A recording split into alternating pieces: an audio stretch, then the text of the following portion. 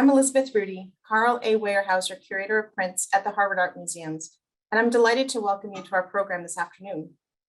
To begin, I would like to share a formal land acknowledgement. The Harvard Art Museums acknowledge that Harvard University is situated on the traditional and ancestral territory of the Massachusetts people, and we strive to honor this relationship.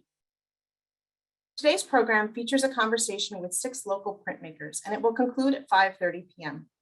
We are using the webinar format in Zoom, so you will notice that your microphones are muted and your videos are turned off. The program is being recorded and the video will be posted on our website in the coming weeks. Support for this program is provided by the M. Victor Leventritt Fund, which was established through the generosity of the wife, children, and friends of the late M. Victor Leventritt, Harvard class of 1935.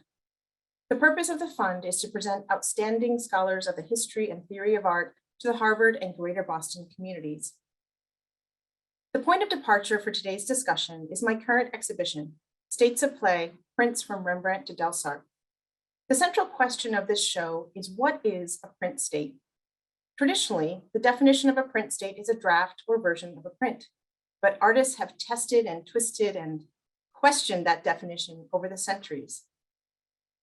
The exhibition illustrates the intellectual, technical, and visual fun that artists have had over centuries, playing with the possibilities of print. To highlight that playfulness and complexity, this exhibition is accompanied by a digital tool comprised of additional content about the prints, offering new insights into the works on display. More than 15 voices are in this supplement from faculty, students, and colleagues across the museum. It is accessible through our website and through QR codes in the gallery. One of the most popular and creative components of this digital feature are the 3 process videos produced by my colleague, Christina Taylor. Christina, who joins us here today as our moderator, is a paper conservator at the Harvard Art Museums and my collaborator on just about all things print. During the pandemic, broadcasting from her home studio, she made 3 videos about print processes. Recreating the work of Munch, Picasso, and Kirchner, she walks the viewer through these complicated print processes in under 10 minutes. As I said, she will be our moderator today as we think through iteration, revision, and recreation in print. Our program today features 6 wonderful guests, all supremely talented printmakers in the Greater Boston area. We've asked each artist to choose one print from the States of Play exhibition that seized their imagination or resonated with them in some way, and then to share some of their own work in the context of states, revision, and regeneration. We've organized the presentation in 2 sections.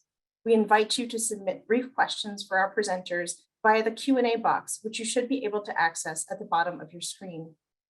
Please submit them throughout the presentation, and we will pose them to our speakers during the Q&A sessions. So without further ado, I'll pass things over to Christina, who will guide us through what is surely to be a tremendous and illuminating and fun conversation. Thank you.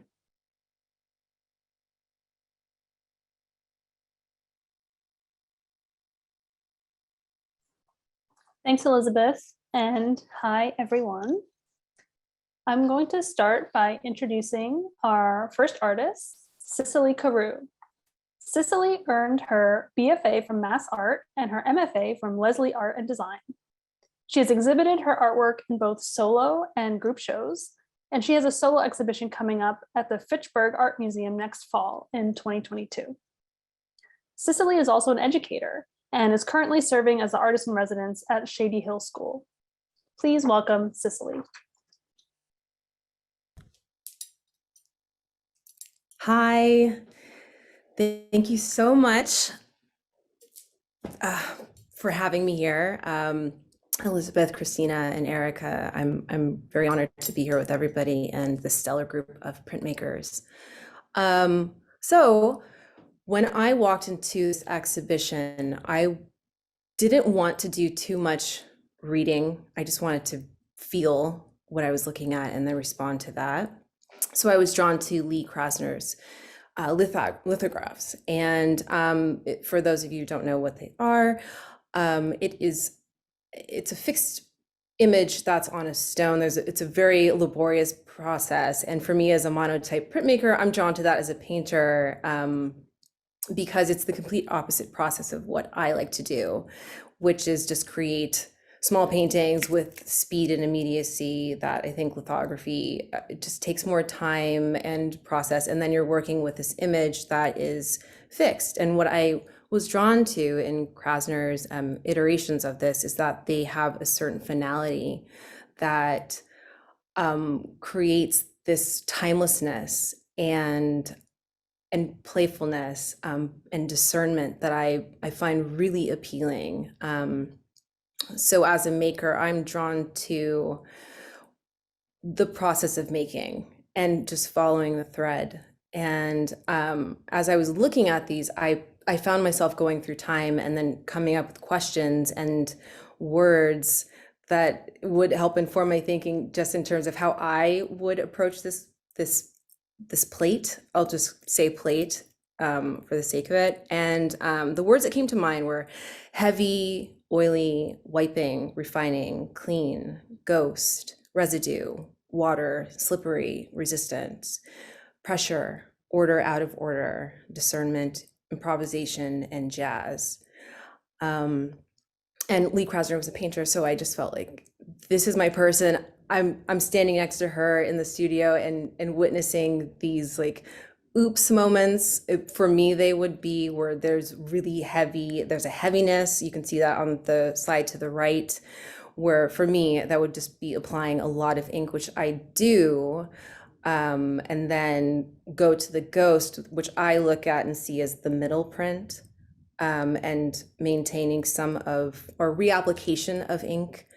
And then going to the next one where it's like, okay, this is the thing, and this is how I'm going to approach it. So each one has an elegance and an eloquence in its language that I think is really lovely and fascinating, and draws parallels to my work, if I may say so. Slide. So I mentioned ghost, and if you look to the slide that's on the right, that was a print that I did. So I would generally ink up my plates, and I'm very drawn to color, and I don't have a plan when I'm print making or painting in general or anything. It's I have a feeling, I have an idea, and I'll just make a mark. And from there I respond. And it's the same thing with color. So it's very intuitively based. But I ran this print through the press, and that was the first print. So this counts as a unique print. And then I had the residue, which makes the ghost image left on the plate, which you would see behind. You do see behind on the left print. And I thought, okay, I can use this because for ghosts, you can apply more pressure, or there's different ways to preserve and pull more ink off to make another print. But for me, I just felt like it would be a nice layer and give me a starting point. And then I would overlay my visual language. And for Krasner's, what I enjoyed about hers is that she already has this fixed lexicon that's on the plate, and then she's just shifting the grammar around. And for me, I'm adding, and I'm drawn to maximalism. So I'm going to go big rather than reductive, which I also found in her prints. But this is the result on the left of ghost, and then application and play as a state. Slide. And here's another example. So behind is a print that I did. So it's pretty heavy-handed with ink again, so I could create that first base layer. And then I thought, okay, how do I play with edges? And edges in the mark making, to me, are different borders and boundaries that I like to be able to push up against and then continue to respond to color. And then adding to that, and then taking other materials that are maybe unconventional to printing and adding them. So you're just following this thread quite literally too, with these little lines. Slide. And then finally, here's another print that is a culmination of these processes of ghost, of the heavy-handedness of what happens when I just do a thing, oops, and then I'm going to repurpose this, playing with edges, playing with marks, and shifting the grammar, if you will, around. Slide. And then here's another one just going for the first thing, and that generally is a big swipe of with the palette knife on the plate, no plan, and then pulling parts, preserving parts with cutting pieces of paper or just dragging knives across the plate or pushing the ink around. I really like to push things around, and that's what I also found in the Krasner prints. So there's a lot for me that to have a dialogue with when I was looking, and for me also in making everything as a conversation, and then just interwoven together slide. And what I find is that time has just collapsed into the space, and I don't think that you need to know when things are made. It's more about what's seen and felt, and I think that's the wonderful bridge of painting and printmaking and just abstraction, is that you are bridging the spiritual and material worlds and being able to capture the speed of thought and plasticity of material thought. In this time slide, I believe there's another one. Yes, so then here they are all together, and so I just want you to be able to look. Just like I was looking at Krasner's prints and wondering, when did this happen? What was the first mark? What was led from one moment to the next? Was it the color? Was it the line? Is it the edge? Which one was first? Does it matter? And also feeling like there's a presence and a freshness to each one that is really,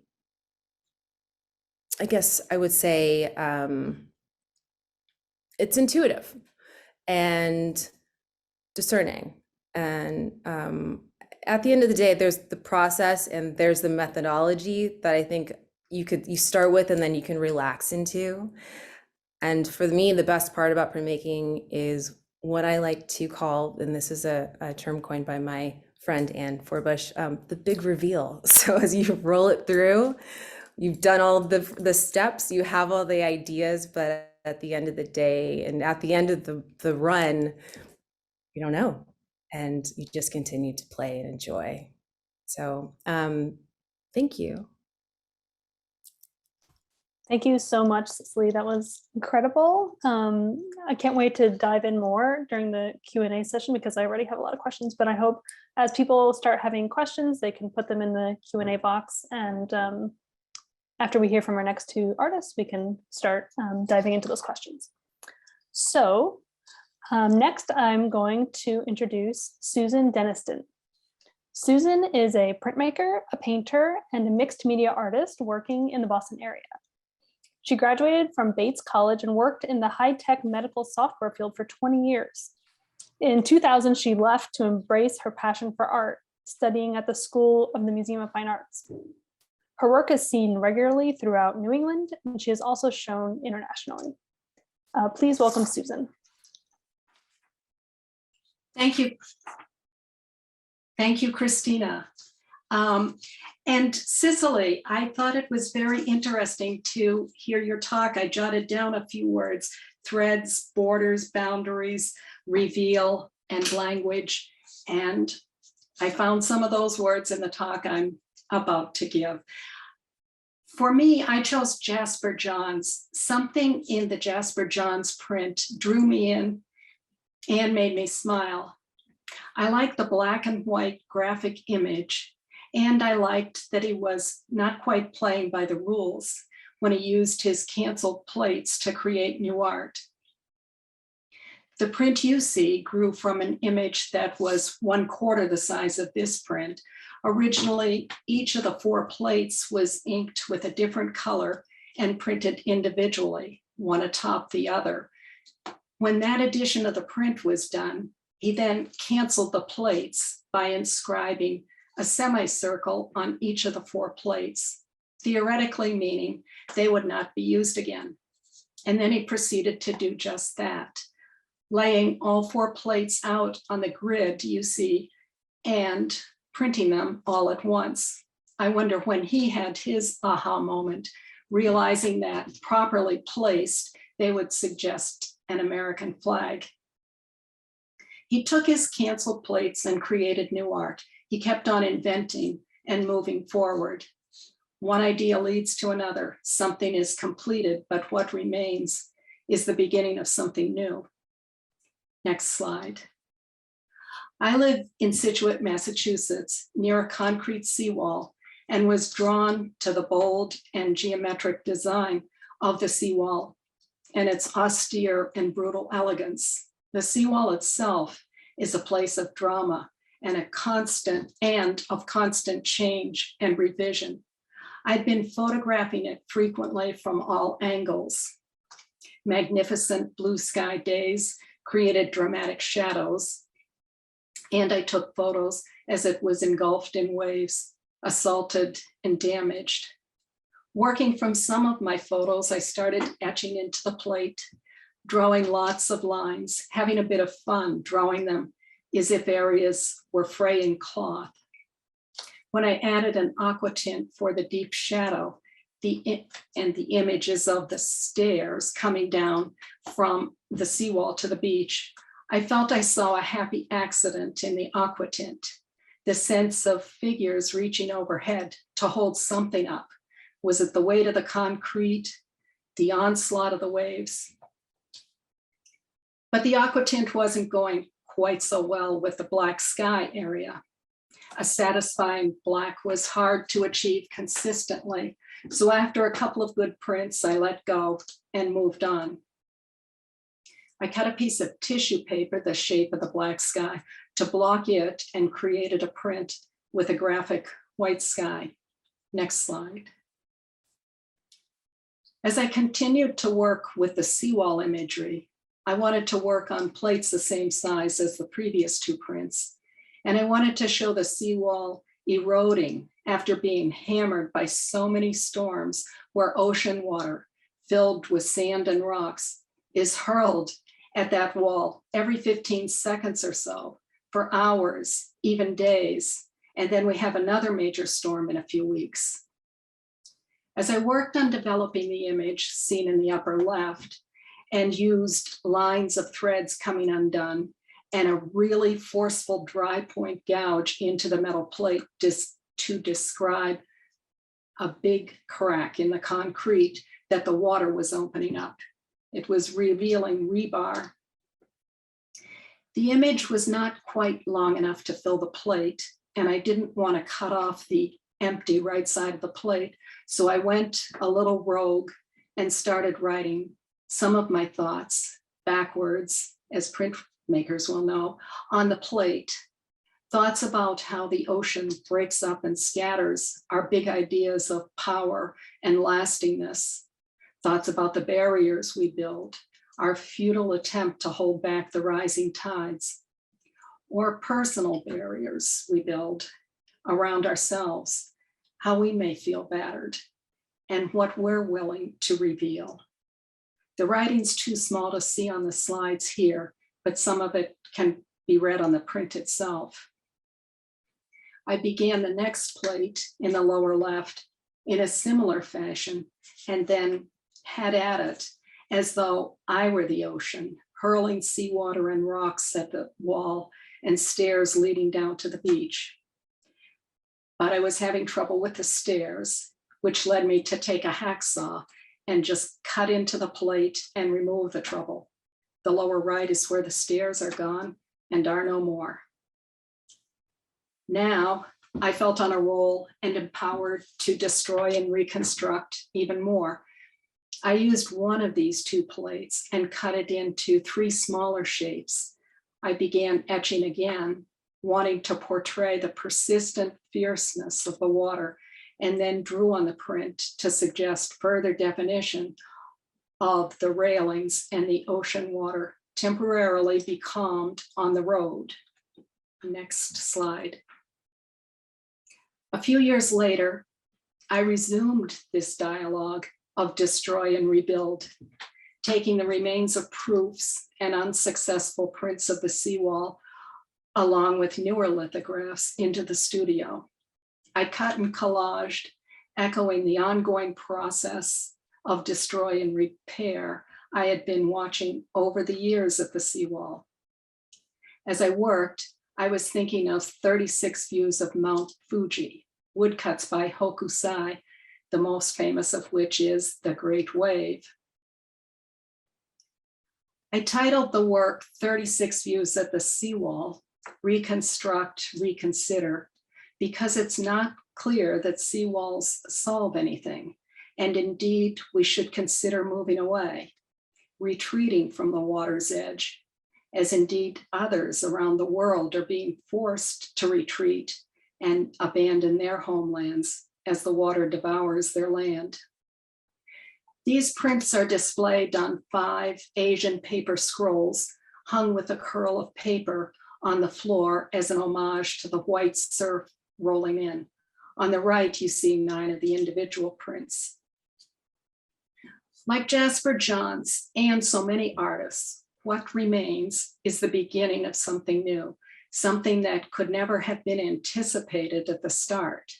The journey of responding to what is in front of me and the surprise of where the art goes has been its own reward. Thank you. Thank you so much, Susan.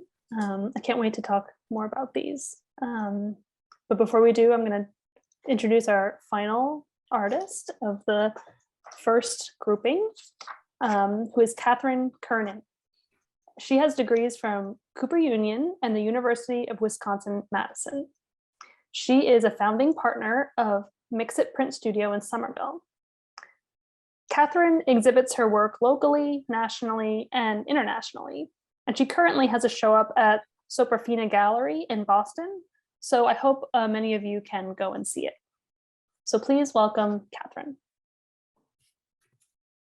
Thank you. And the 2 artists before me have set a high bar. I hope I can meet that high level of interesting dialogue about printmaking. I chose the woodcut by Edvard Munch from the exhibit, even though there were many very intriguing prints. I chose it because it seemed to me to be the perfect counterpoint for comparison with my own studio practice using wood blocks, particularly in the experimental approach Munch used to play with his blocks. Munch's print can be seen as a metaphor, it can be interpreted as a metaphor.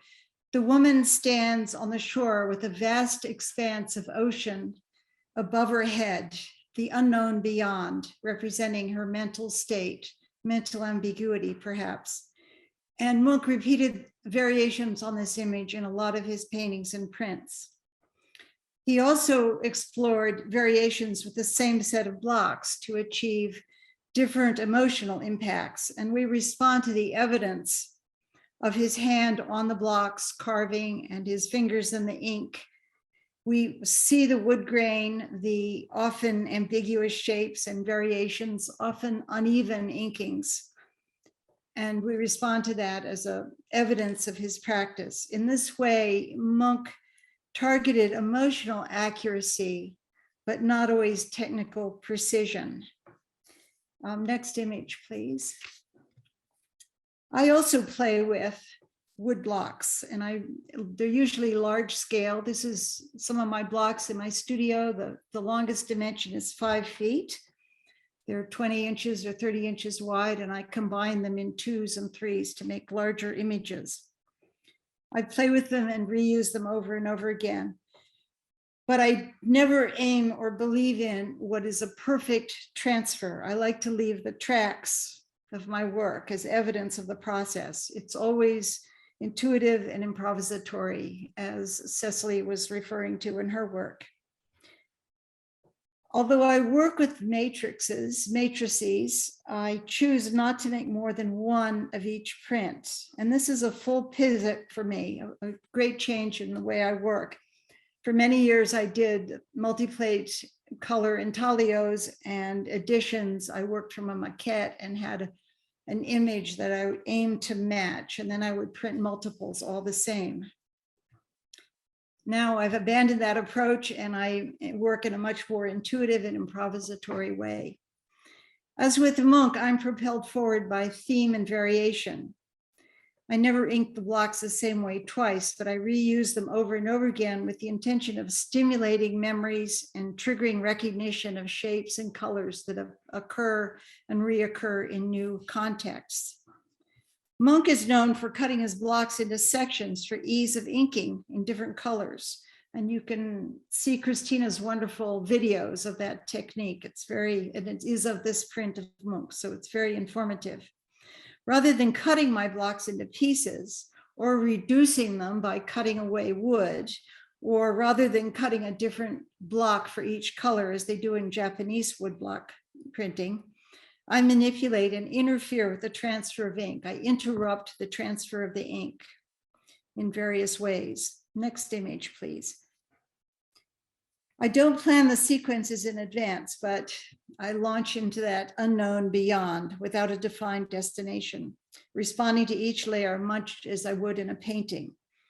This approach, as we all know as printmakers, demands cooperation with the process. We have to accept the results and work with them, usually printing many layers until a print is finished. The top image here is time and again number 31. I used 4 wood blocks and a large plastic plate to deposit and lift ink and to offset parts of the image.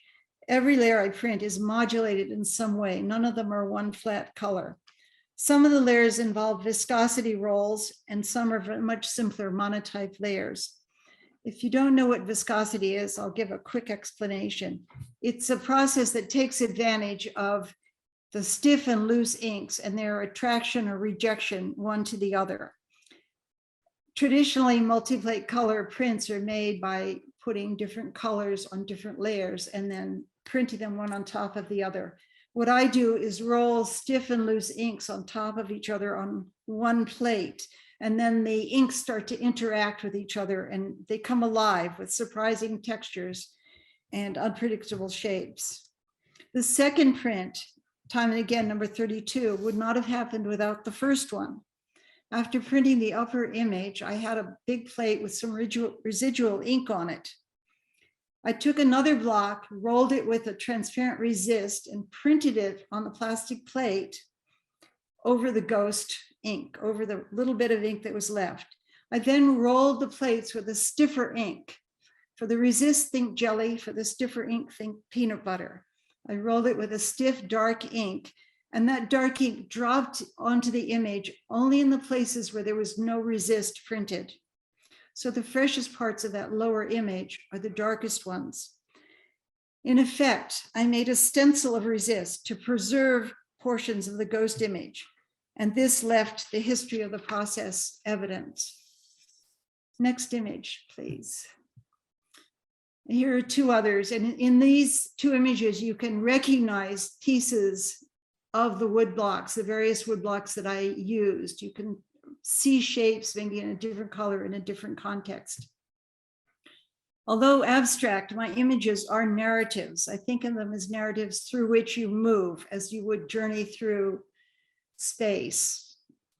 And they are a synthesis and an internalization of my many travels, many years, I should say, of traveling and observing the earth. They're about moving through light and dark, spaces of clarity and mystery, always striving to understand and make sense of the experiences. My vocabulary, like my memory, is one of fragmentation, interruption, reflections, and variations. Next slide, please. On these last 2 images, you can also see, if you look hard in this case, where I've reused some of the blocks. For example, in this top one, the center bottom shape that comes downward is repeated in the lower image, but it's going up this time. If you look hard, it's a puzzle, it's a game to see where you've been, where you're going, what's ahead. And I regard these images as metaphors for the erratic and uncertain path that we must all navigate through times of collision, confusion, and indecision. Occasionally, the pathway is clear, but the destination is always an aspiration. It's never a certainty. As with life, so is art. I've learned over the years that I really can't control the outcome of things, and I aim to incorporate that realization in the making of my art. Printmaking, as we all know, is generative. One thing leads to another. By continually playing with the blocks and variations, I regard myself as working in the experimental tradition of Edvard Munch. And in this process of presenting, it's been very interesting to reacquaint myself with his work. Thank you very much. Thank you so much, Catherine. And now I'm going to invite Cicely and Susan to come back so we can have a little discussion. I'm looking at the Q&A, and anyone out there in the audience, feel free to throw some questions in the Q&A. Catherine, you showed in one of your slides the scale of your block, and someone was asking, they're really large. How do you print them? Do you use a press, or do you print by I have a hand? large press. I have a large press. I also print by hand. I use a Japanese Boren often. Sometimes I just use my hand. Sometimes I'll do trace monotype with a pencil in the back of the print to transfer a line. So I use whatever's needed to get the effect that I want, the results that I want. And Cicely, we also have a question about scale and how large your prints are, like the ones you showed. About how big are they? Yeah, they're 30 inches by 22 inches wide, so 30 by 22. It's really limited to the press. I love to work big. So sometimes I've played with creating multiples so that I can scale up, but still at the end of the day, the image is limited to the paper size and the press. Oh, come and print with me, Cicely. Oh, yes. Large. Got it. Susan, I have a question for you. What I thought, one of the things you said that was really interesting was that in that first series of prints with the seawall and the dark kind of sky that you then like masked off for printing. And all of you actually talked about time. And I think of states often as being so linear, like a state will lead to a final print, but none of you guys are really using states in that way. And Susan, I'm interested if, since your plate is unaltered, since you're just masking it off, if I'm correct, right? Would you ever Yes. consider like returning to like the initial state? Or a second question, do you ever cancel your plates so that's not possible to go back? That's a complicated question. I feel like the plate is canceled itself, because actually these prints were from about 10 years ago, and the plate has sort of degraded, so I don't believe that I could really print from it again. The ones that I did the following year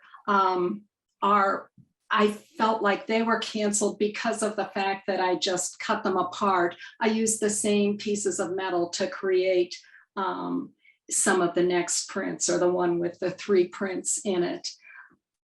And then I feel like it's been interesting to me just to look back at these prints from 10 years ago, as I said, because we continue to watch the rising tide. But also I see in this that I use this theme of broken threads in the seawall.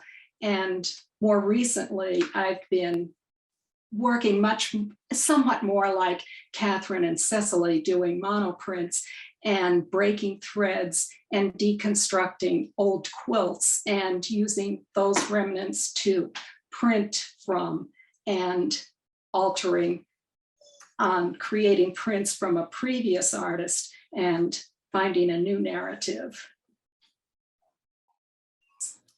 We have another question in the chat for all 3 of you. Excuse me.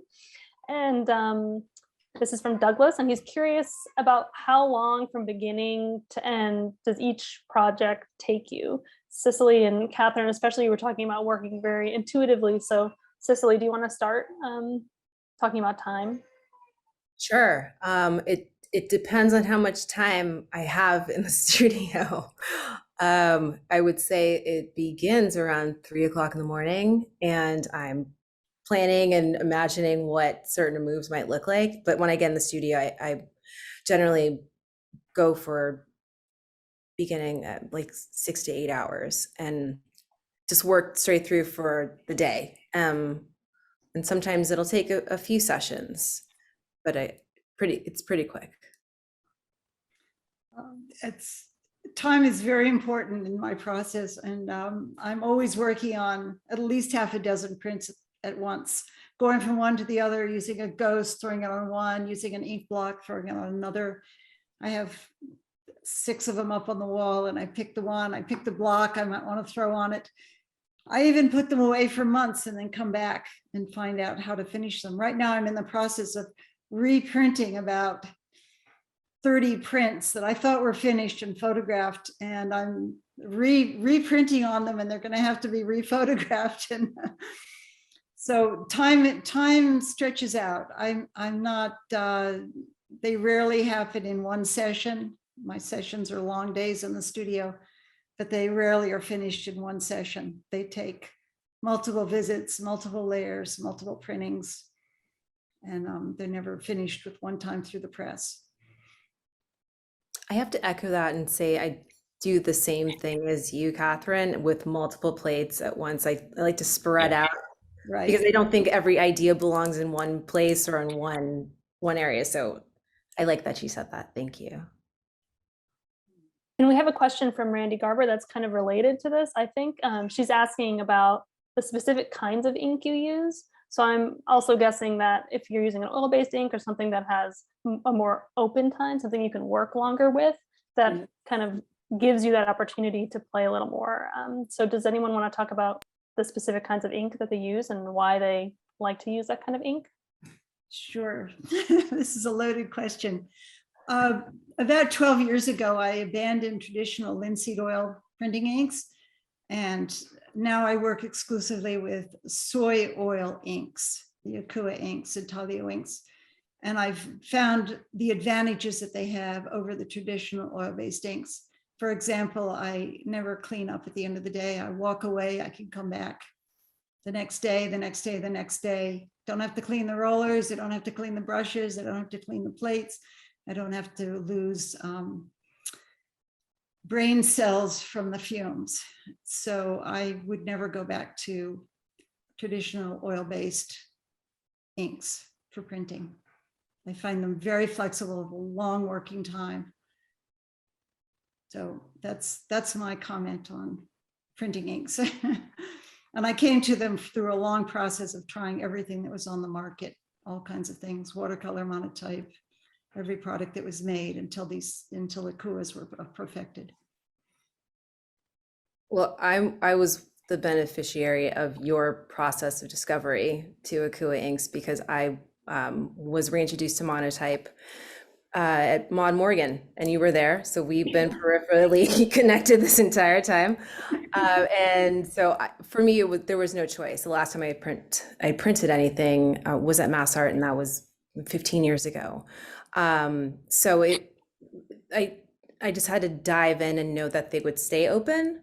There's they have an opacity that I had to learn to work with, and just, play.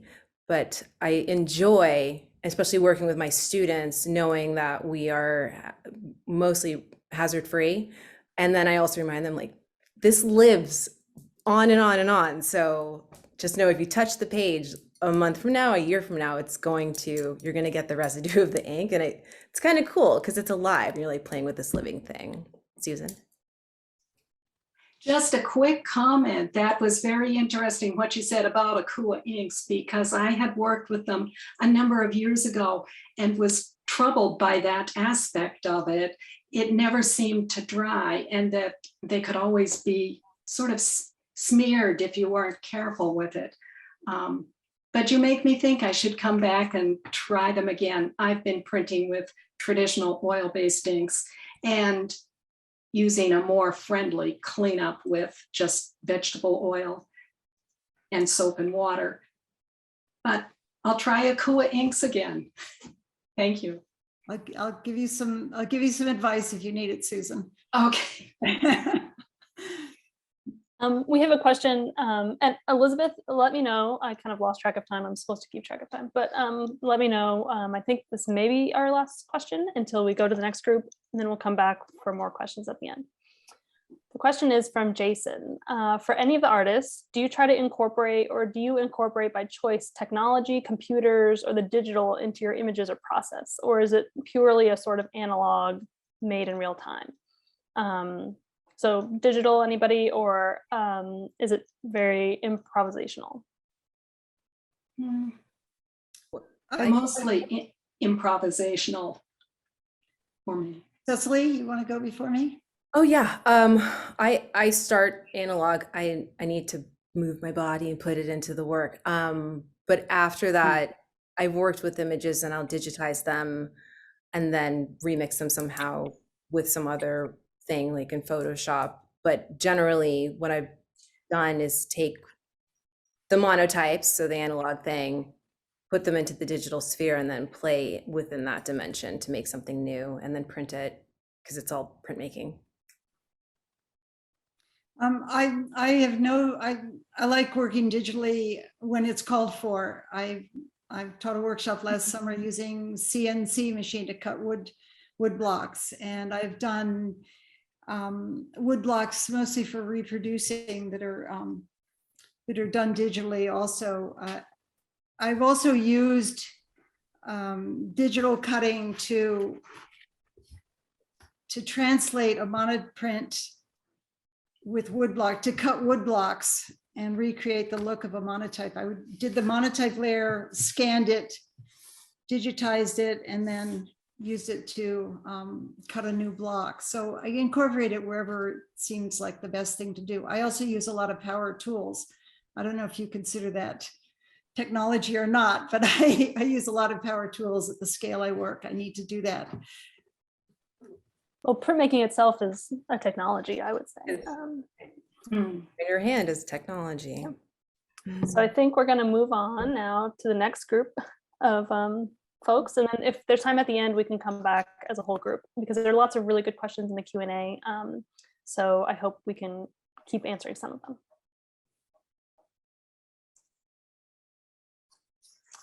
So next up, we have our very own Rebecca Leopolinda Torres.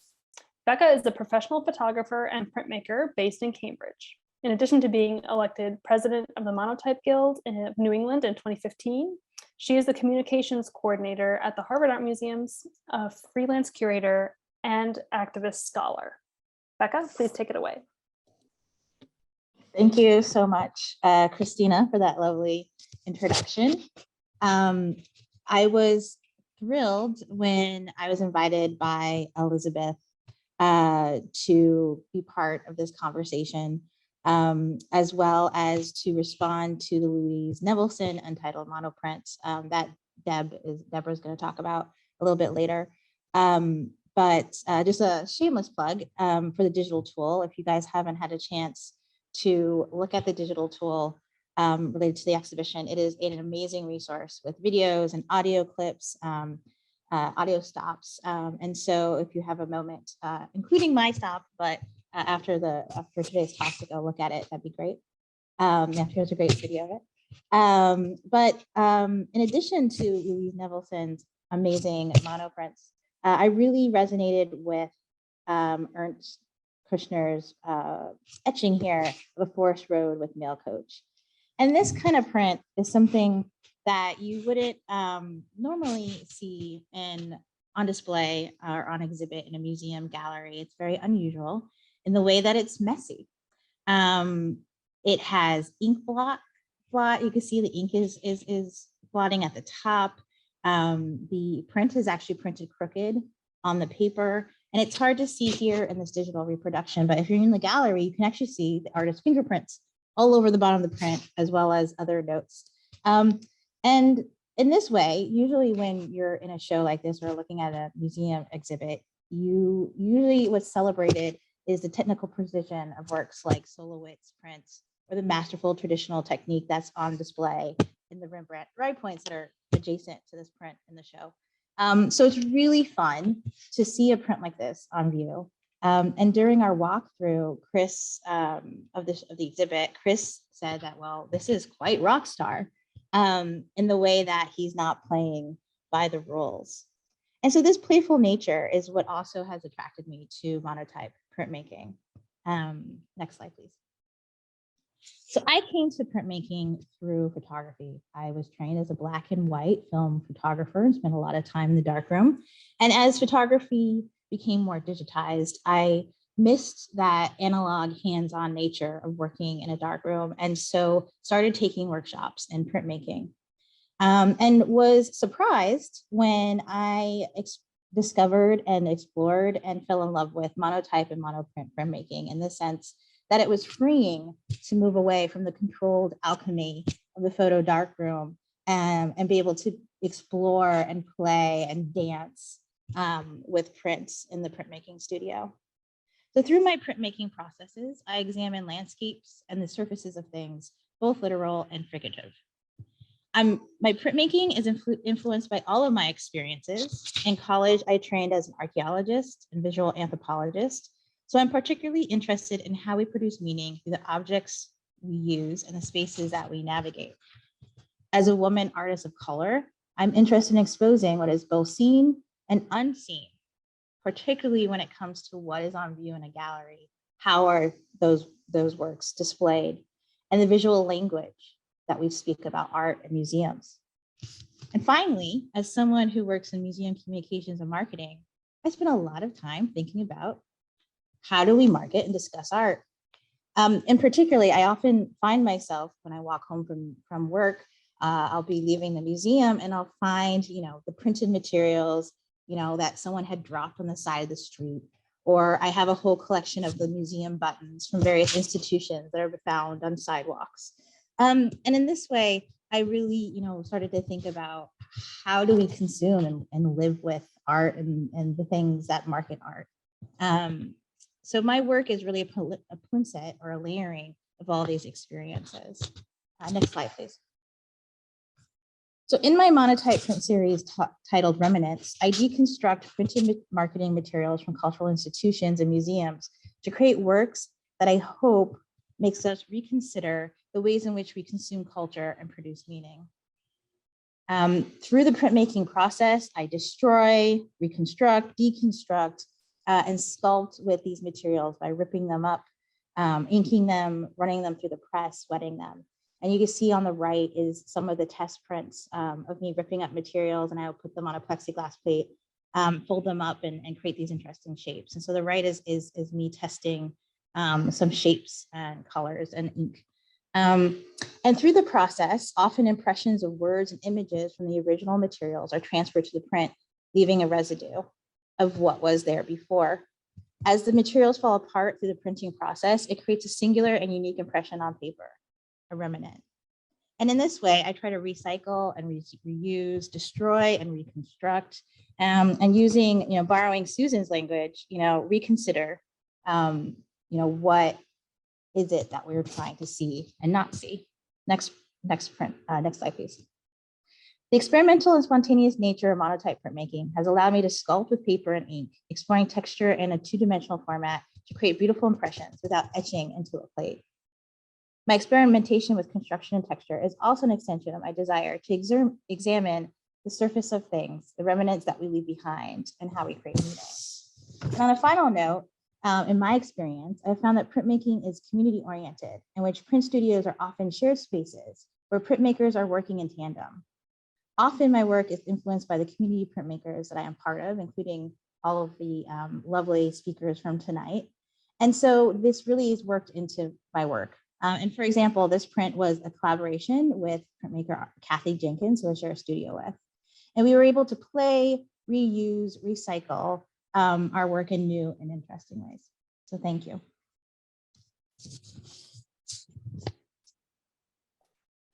Thank you so much, Becca. Next up is Deborah Olin. Deborah is a printmaker living and working in Somerville. She received her MFA from the Massachusetts College of Art in 1980. She is currently exhibiting work at the museum at Eldridge Street in New York. So anyone going or in New York right now should really go check out her show. So please welcome Deborah. Hello. Thank you, Christina, for the introduction. When I first started walking around States of Play, I found myself gravitating towards the monoprints of Louise Nevelson. And I felt a connection to her limited palette and the textures on the prints. I've always been a big fan of sculptors who make prints, and something about constructing in space and building up on the plate seems like a natural connection there. So I'm going to talk today about a series that I'm working on. You can change the slide. This series is called Every Protection. It's the one that's now up at the Museum at Eldridge Street. And this was inspired by an ethnographic survey that was done by S. Ansky before the First World War in the Jewish Pale of Settlement in Russia. And Ansky grew up in Vitebsk, which is the same town that Marc Chagall was from. And we know from Chagall's paintings that they're loaded with mysticism and magic and folk beliefs. And those were some of the elements that Ansky was trying to capture and record. So this print, monoprint collage, it's called The Importance of Play 2. Each print has a question from the questionnaire. He made a over 2,000 question questionnaire, and I picked questions that dealt with pregnancy, childbirth, and early child rearing. So there's the question on the screen. And so I started out by inking the plate and laying down the dress. I was just thinking, this is my grandmother's dress. She probably grew up in the Pale Settlement. So that is the directly onto the ink with the paper on top, goes through the press. And then all the other elements are printed separately and then collaged on. So in the center, the apron with the ultrasound image. And then I want you to notice on the bottom across the hem, the lace doily. And next slide. You can see the ghost print. And Cicely, thank you for explaining ghost prints. So a vertical image behind the center of the dress is the ghost print of that fragment. And then since the dress was already inked from the first print, I could just lay that down on the paper. Again, all the other elements are collaged on. So again, the ultrasound, but this time it's in a vessel shape. And the questions are hanging off the beaks of the birds. So next slide.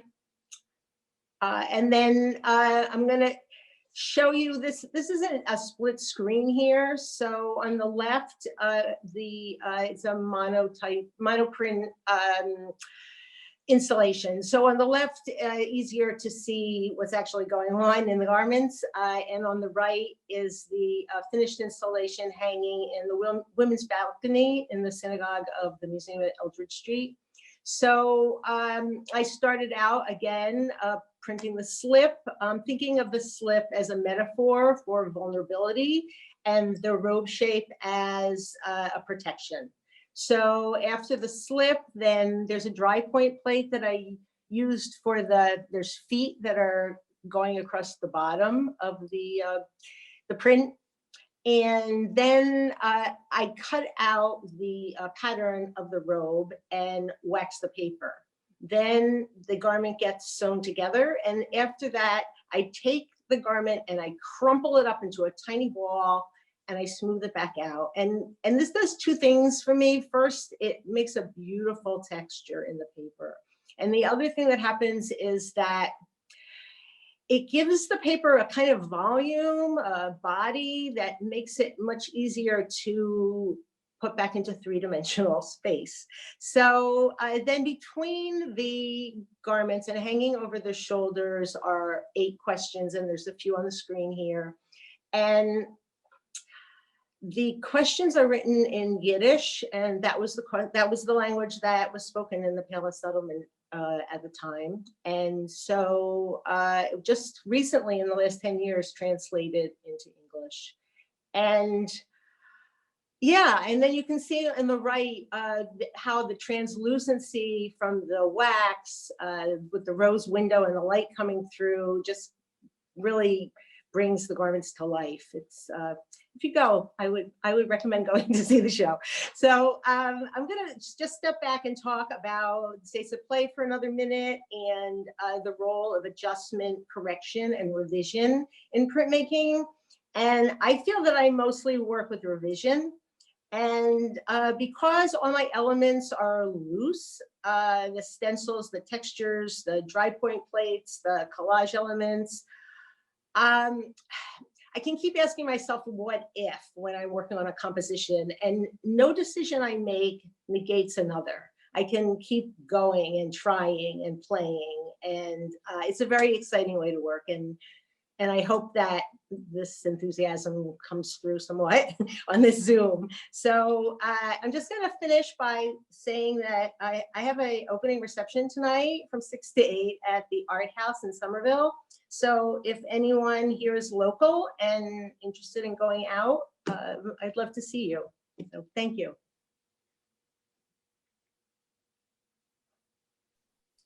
Great, thank you so much, Deborah. And yeah, I hope a lot of people can make it out to the show tonight.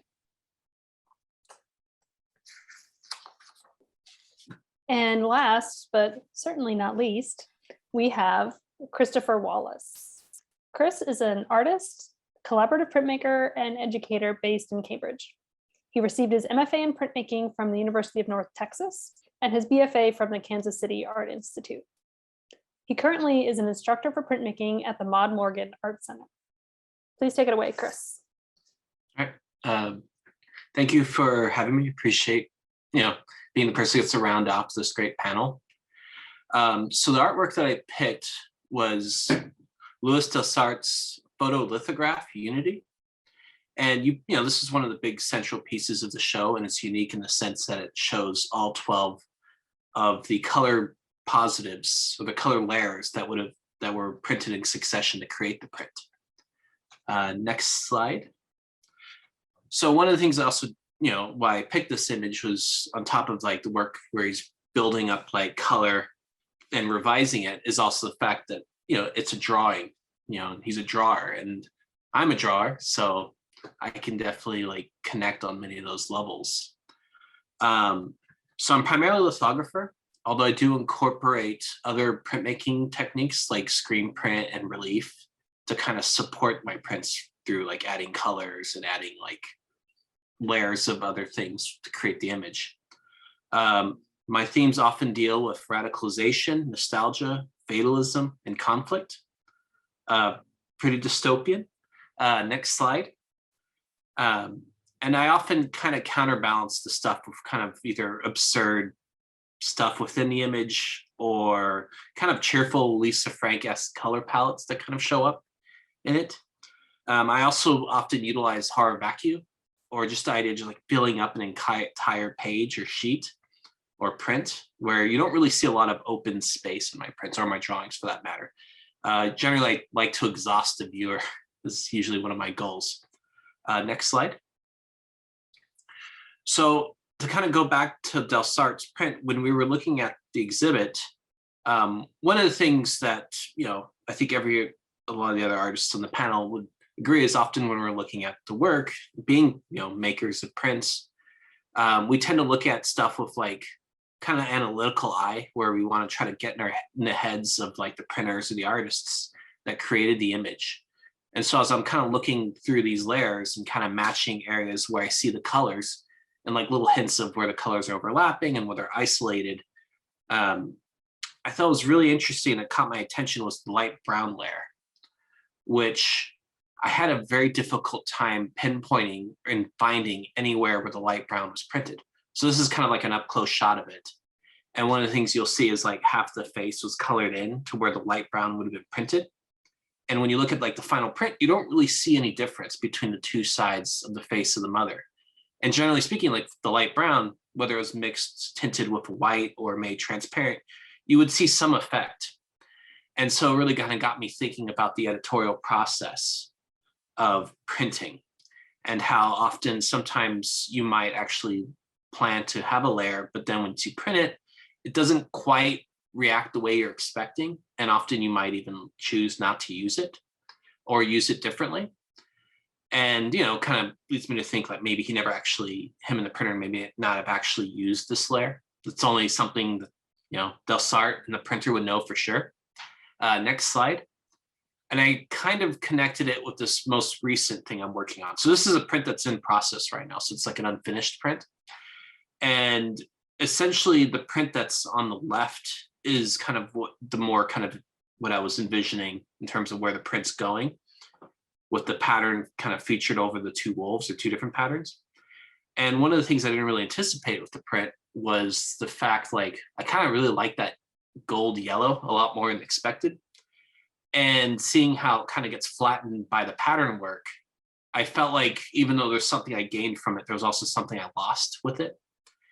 And one of the kind of interesting things and exciting things about, like, for instance, printing multiples is kind of the idea of like splitting a timeline, or where you could actually like not necessarily have to make a decision, that you could actually, go in both directions.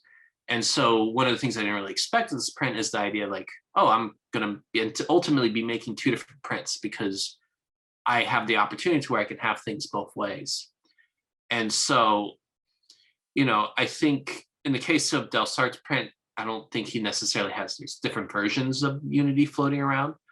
But I do think a lot of artists do kind of, like myself, do kind of embrace this opportunity where you can kind of, allow it to kind of take you in a direction you didn't expect, while at the same time being able to have like what you're closer to what your envision direction was, hence two different states, which I felt was pretty, apt to the show. So I'm hoping this print works out. We'll see. Thank you very much. So. Thanks, Chris.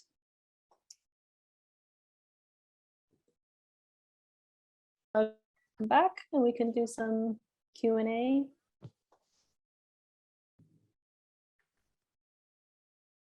We need Chris and Deborah back. Yeah.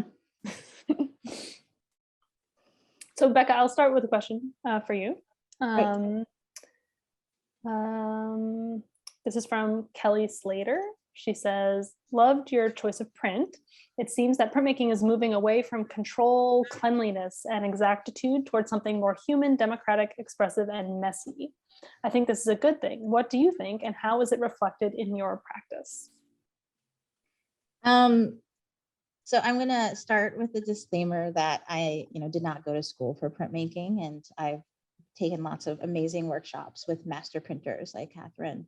So I clearly come at it in a different way, because I come at it, as someone who hasn't gone through the whole master print side. But yeah, what I love, I think it's interesting, at least, in my role as the president of the Monotype Guild, we do all these exhibitions, and we're always discussing and arguing over how do you define a monotype, because technology is changing constantly.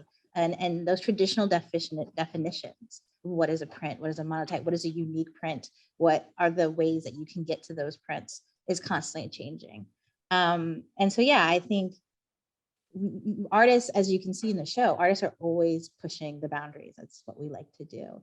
And so I think what Elizabeth does really great, and what's really great on the back gallery of the show is showing how artists push those boundaries and try to play to challenge the rules and the definitions that scholars like to give us. Awesome. I have a question for, well, pretty much everybody, because everyone, kind of like I said earlier, everyone seems to have rejected the idea that states are linear. But Deborah, especially, I was interested, you were talking about playing with states. Do you ever feel like maybe, or anybody, Chris too, because you talked about this, you're playing and you're working on your states and you feel like maybe you went too far, and when you consider the finished print is actually a state as opposed to the finished product in a way? Oh, sure. Yeah, I mean, sometimes, as Catherine talked about before, I'll put things away and come back to them. And if I've worked on a different series and come back and then have new elements to add or change, it makes it's kind of like starting over again. I don't really ever abandon anything. I always use the elements somewhere. I took out a print recently that I had shown before, and I looked at it and I said, oh, this isn't good. And I ended up ripping parts of it out and redoing it, and I love it now. So I mean, I don't know exactly if that's what you're talking about, if that's what you mean, but it's kind of a fluid thing. I don't think anything ever has to be completely finished until it's sold and out the door, right? So. Yeah, I think that's great. And I really think that everyone is touching on this, that states are more than just a tool to get to a finished product. We have a question here from Mary that maybe you can all talk to. What attracts you to printmaking over painting? And maybe Chris, you can start also because you said you're a drawer, so maybe not painting, but what do you like about printmaking that maybe drawing can't afford you? So I think prints, like I said, you really do have an opportunity to kind of explore multiple options. And there's almost like a safety net aspect where if you have your key or your your plate, you can do stuff to it. You can print in different colors. You can alter by dropping different layers on top of it. And you can really kind of explore different ways the image could go.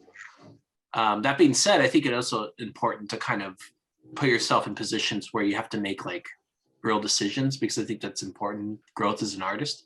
So like monotype, I feel like is very much close to painting in that sense, where you do kind of have like, your image, you're kind of one shot, and, there's an inherent risk that I think you take, which I think can be very good for, good for the printer.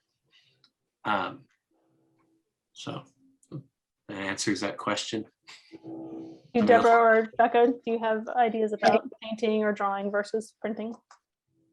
I would like to say that the difference between painting and printmaking is a very indirect process. You're working over here and then you're collaborating with the press. You don't know what's going to happen. Painting is just, you put it on, it's right there. I don't know. I don't find it attractive really. And I came from a 3D background. I was a ceramic major, and so for me, as the Nevelson interest, it kind of was a good transition for me. I don't really see that painting and printmaking have any connection, but Cicely probably has a different view on that. Yeah, I think, I know some painters who more traditional, like, they used to call monotype. In fact, there's a famous show at the Met, I think in the 80s, called The Painterly Print, where, there is that application where Degas would paint onto a plate, stick it through a press. But, I think printmaking is more than that. And that what I love about it is that there's so many different techniques you can use to create a single print. You're not using just one, you can use lithography and etching, and there's, it's that really that experimentation at play that I love about the prints. Chris, we have a little bit of a straightforward question about the scale also of your prints. What would you say the scale is? So I tend to work smaller prints often, mostly because I like the intimate size. There's also a practical element of like if you're working from home or working from a studio, or you like to make a slightly larger edition of like 30 or 40 prints. Smaller tends to be where it's at. I don't know. I think I've explored making larger prints And what's kind of funny is my scale of drawing never changes. It just gets bigger. So like if I make a giant print, I'm still going to draw all my figures and my little like whatever's in there at the same scale. So they tend to take way longer, which I think can be kind of fun in its own way. But I don't know, I really like a small print. I like a nice 11 by 14, which is that's like 90% of the size I work with. So it's usually within fractions. I like a nice clean paper fraction print.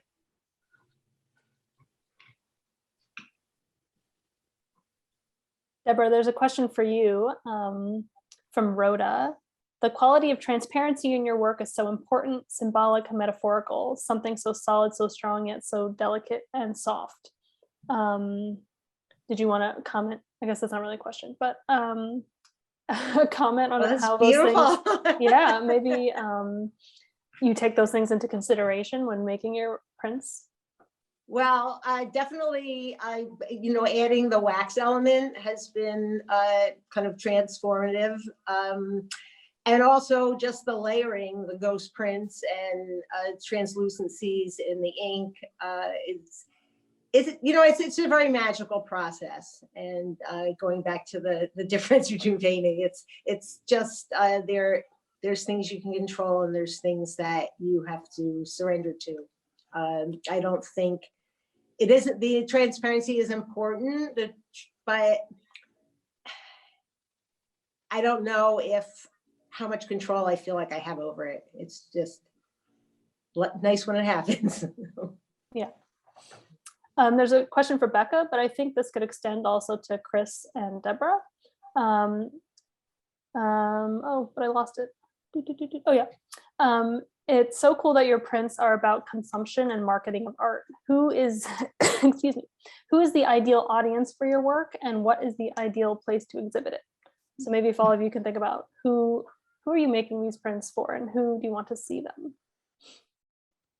That is a great question. I think that's a question as all of us as modern artists, we have to figure out our own branding. And my work is not, particularly in New England, a lot of the galleries, they like to showcase beautiful landscapes of the sea and boats and stuff like that. And mine is very abstract. And so this is a question I'm constantly asking myself. I produce my work as just a way for me to process and conceptualize the things that I do as an extension of, my challenging and my critical thought around what goes on in the art and museum world as an artist, a person of color, as I guess like to call myself as, a scholar who's trying to reconsider how we think and talk about art and the visual literacy. So, for me, it's, as a contemporary artist, it's my work is to challenge. It's created to challenge people and make them think about what they see and how they see. So, Deb, Chris, do you have? So I've actually had really wonderful experiences showing at open studios, like Somerville Open Studios. I was able to show within the Mix It group. And also I've actually shown at a brewery multiple years before moving to this area. And I actually really like those experiences because you get to meet a wide range of people. And often it's people who might be a little bit not necessarily folks that would go to a gallery to go see art and engage with them. My first year at Somerville, I was selling a lot of prints that were actually from graduate school that were very the content had a lot to do with technology. And a lot of the people I was talking to and having these long conversations were for MIT students or people who were kind of in that world and kind of hearing their perspective and the stuff they kind of pick up from the work and the fact I was, at the time I was reading what's her face, who's actually a professor at MIT. Yeah, I'm totally blanking on her name. But anyways, the other thing too is I tend to price my work pretty inexpensive, where it's $100 prints or less, mostly because I do like the idea of trying to have an audience where it's kind of more of I don't want to say blue collar or in that sense, but I always like the idea of appealing and also selling work to I basically work that I could afford to buy, or people from more modest backgrounds or students or everyday folks who maybe not necessarily are big kind of high thinking art people. So if that makes sense. And Deborah, before you answer, I'm just going to invite all the other artists to come back so we can continue, maybe ask a few questions to everybody before we wrap up. But Deborah, did you want to say something about audience or? Well, I think for me, the exciting thing about the working right now with this Ansky survey is that I find that these kind of folk beliefs and superstitions translate into so many different cultures. And I love showing my work, especially at Open Studios, or I mean, it's kind of been a long time since we've had group events, but places where people from different cultures come in, Asian or Greek or, you know, South American, and they relate and they tell me stories about, oh, you know, when my mother was pregnant with me, she told me, you know, she wasn't supposed to go to the zoo, or, you know, she wasn't supposed to, I mean, these like different, you know, don't ever say that your child is beautiful because it'll bring up the evil eye, and, you know, and it's just so exciting to me to see that, you know, even though it's really good to celebrate your culture, that it's great to see that all these different cultures come together with these same kinds of superstitions or beliefs, or and so that is exciting for me. In terms of selling, I've always had other jobs, so I never really had to worry about that, kind of related to art, but not specifically needing to sell. And so it's nice when it happens. So I'm hoping, or I'd like to invite all artists to ask each other any questions. Does anyone have any questions? I have a few more here in case you don't, but I just want to give you an opportunity to ask each other any questions if you have any. Cicely, I'm curious, who are some of the artists that you're influenced by? Ooh. Well, there are so many. I'm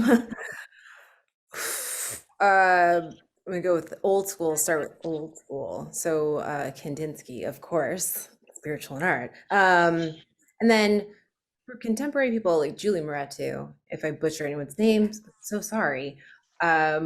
Carrie Moyer, if I could paint like her. Oh yeah. There's Elizabeth Murray, Jack Whitten, Beatrice Milhaz, and Sam Gilliam, like Joseph Albers. The list goes on and on and on. But I will stop there because I have a list. And I was like, I need to meet these people. Oh, and Wangechi Mutu. Yeah. I actually can kind of see that in your work. Thank you. How about you? Oh, same thing. So because I like to recycle and reuse materials, obviously artists who do that have really inspired me. I think one work that really recently is Willie Cole's Beauties, which case he flattens ironing boards, sticks them through a press and prints these ironing boards, and the names of that for strong Black women in his life. So works like that, I mean, super influential. And then in 2018, the Harvard Art Museums did a show called Inventur on, art in Germany during and right after World War II. And it was really interesting to see how artists who didn't have access to a lot of resources were working with what they had. And there was an artist, I think her name's Louise Rossler, would take trash from the street and collage it and draw on it and make these beautiful prints. And so, yeah, I'm really influenced by, but I mean, I was Lorna Simpson, Carrie Mae Weems, as a photographer, like any artists are really, part of those conversations I'm really influenced by. I'm going to jump in with one more question from the Q&A, but feel free to, keep asking each other questions. This is from Victor, and he asked, or says and asks, what I love about printmaking is always skating on the edge of failure where it can all go awry. Cicely spoke about the process and intuition and then the big reveal. And he's interested how all of you handle these moments of tension where things are potentially going wrong. And how do you handle it? How do you redirect and kind of reinvent when you're in the thick of it? I think that's just a really exciting part to have to deal with that, staying in the moment and trying to figure it out. I think also if it gets really difficult, maybe you just set it aside and try to go on to another piece where there's better energy and come back to what you were working on, or either just totally set it aside, tear it up and collage it or incorporate it into something else you're working on or that I'm working on. There are lots of failures, I think, and it's just an opportunity to continue to try to see where it goes next. And as I might have mentioned, I just feel like that going on that journey and the surprise that you never anticipated what would happen is really a gift that I feel like I don't have an idea or a clear idea of where it's going to end. So it's just paying attention all along during the process. And jump in with a comment. Yes, of course. I think that we've been using the terms, first of all, I agree with you, Susan, it's in the moment. It's the ultimate in the moment process. You have to be with the ink at a almost microscopic level. You have to feel and understand how thick a layer, how stiff it is, how loose it is, how it's going to react under pressure, what the paper is. You have to be there with it all the time. And I think that's probably what has gotten us all through this pandemic, because we can escape into that world of intuition and improvisation and leave the troubles behind for a little bit. Even if we're dealing with difficult subjects, we can be there with the materials. And another comment I want to make is we've been using the terms monotype and monoprint rather interchangeably, but I did author a book on that subject called Singular and Serial, and I really dealt with the idea of what is a monotype and what is a monoprint, the one having no contour to repeat the ink, and the monoprint incorporating something you could repeat if you chose to. So it's a simple comment on the terminology we all use very freely. I would like, oh, all right, sorry, go on. No, go on, Cicely. Oh, I guess I would like to reframe the word failure and see it as a teacher, an opportunity. I think every move, especially the like, ugh, I did that happened as information to inform the next move and then to respond. So there's the constant, I guess, call and response, action, Right. reaction, or inaction. And some you just put it aside, like that's just not happening. We'll put you on pause and I'll come back to you later.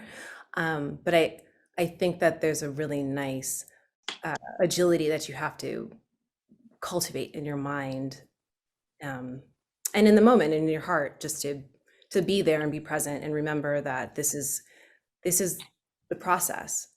And whatever you do, monotype or monoprint, but I guess I'm coming at it from a monotype painterly perspective that nothing can really be fixed. It's the move and then the next one follows, and apply that wisdom to the next print if you weren't satisfied at the end of the day. Kind of also continue what you're saying.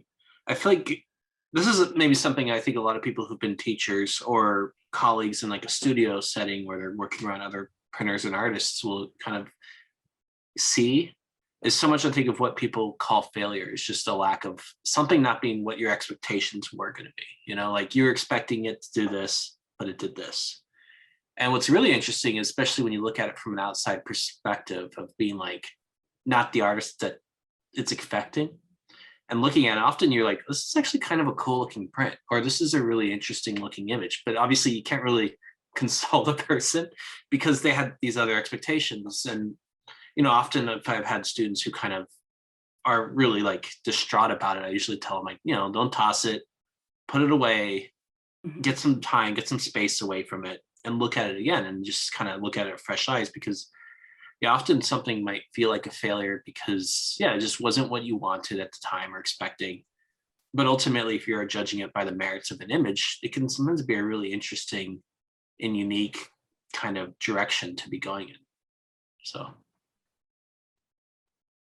Yeah, and on that note, which I totally agree with, I've been in the studio and pulled people's work that they've thrown away out of the garbage and been like, this is amazing. You're not throwing it away.